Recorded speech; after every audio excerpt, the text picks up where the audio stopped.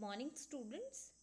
So in this video we are going to discuss about the next topic from your chapter number 11, and the topic is pressure. All right.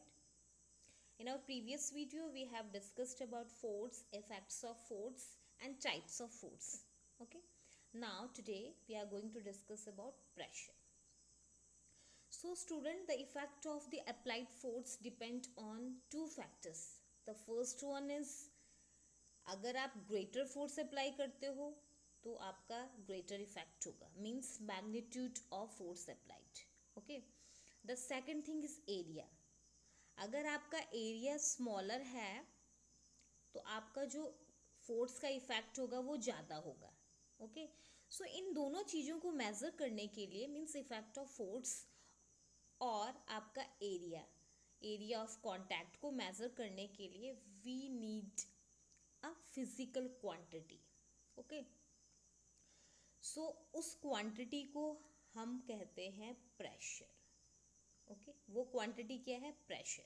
So we can say that the physical quantity which measures the effect of force per unit area is called pressure.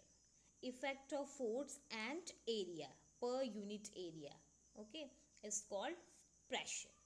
Okay. So अगर आपका area smaller है तो उसमें pressure ज़्यादा होगा. Okay. अगर आपका area ज़्यादा है और आप फोर्स अप्लाई कर रहे हो तो प्रेशर आपका कम होगा. ओके. वही सेम फोर्स मीन्स आप अप्लाई कर रहे हो तो आपका प्रेशर कम होगा. Let's take an example. हम एक एग्जाम्पल से समझ लेते हैं. Okay.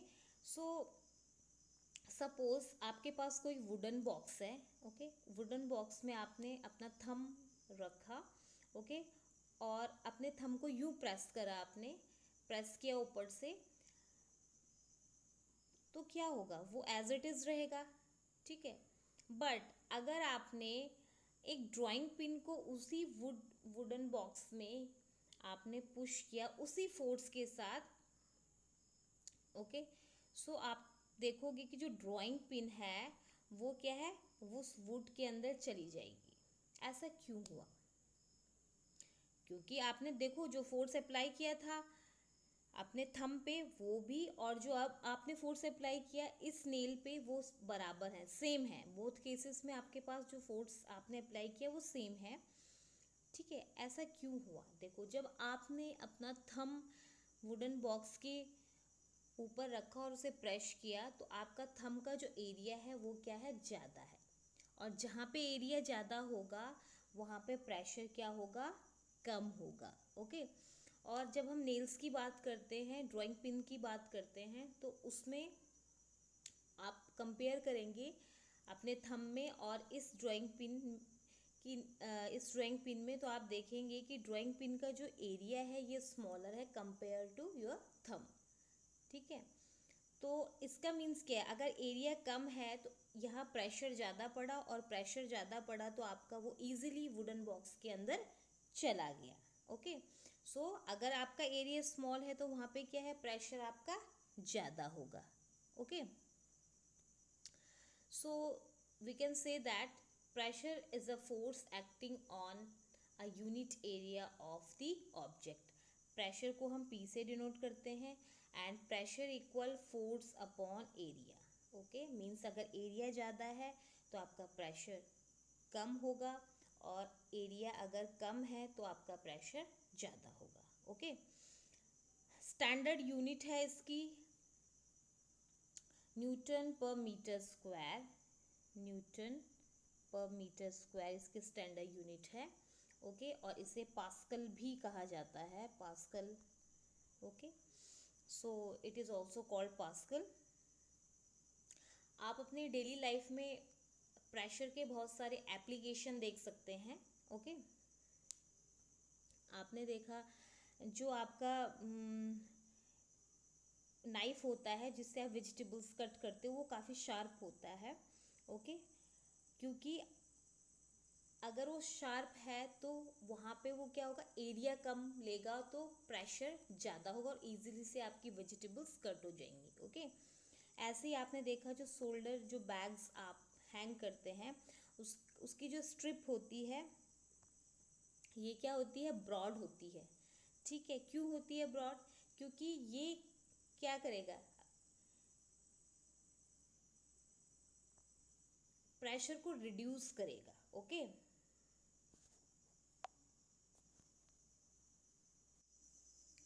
Now the next one is pressure exerted by liquids and gases.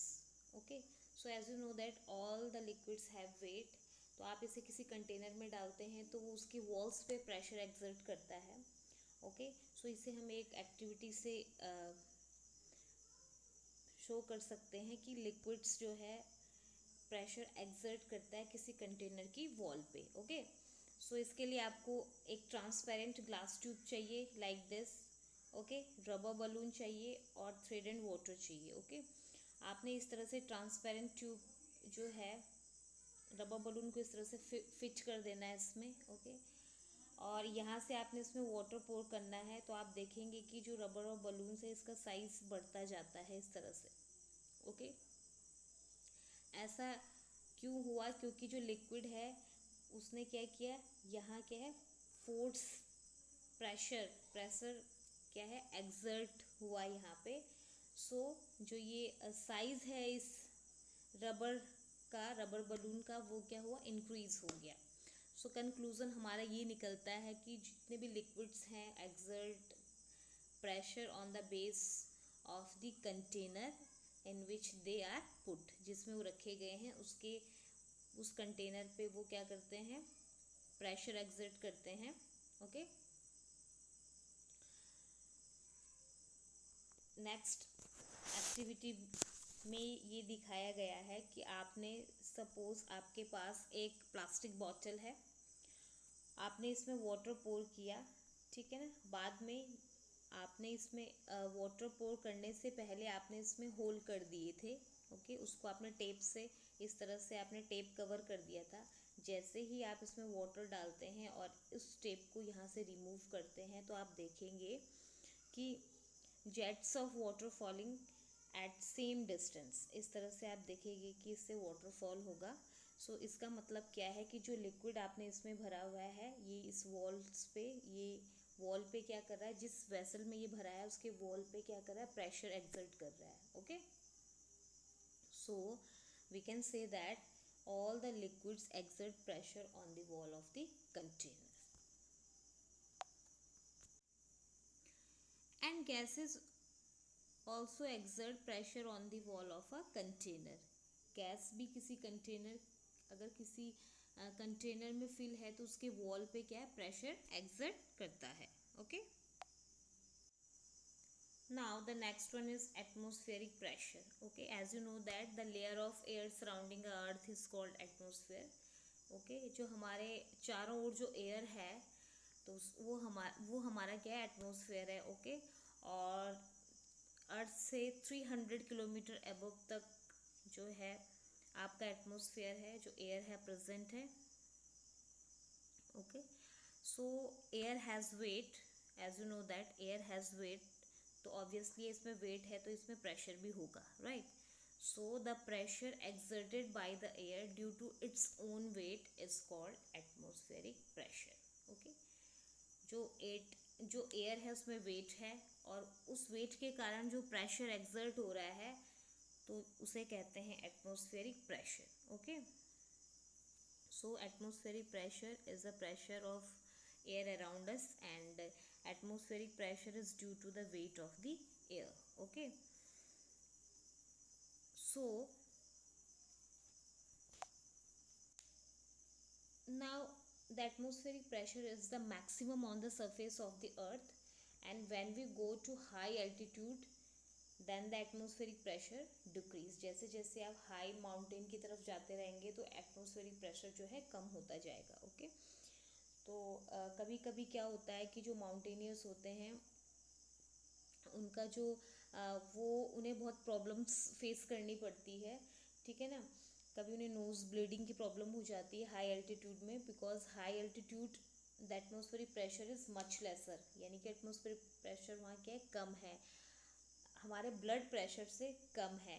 Okay, सो इसके कारण जो है, जो ब्लड कैपिलरीज होती हैं, जो ब्लड कैपिलरी से ब्लड कैपिलरीज ब्रस्ट होके ब्लड्स जो है आपके नोज़ से आउट हो जाता है, नोज़ के थ्रू बाहर निकल जाता है।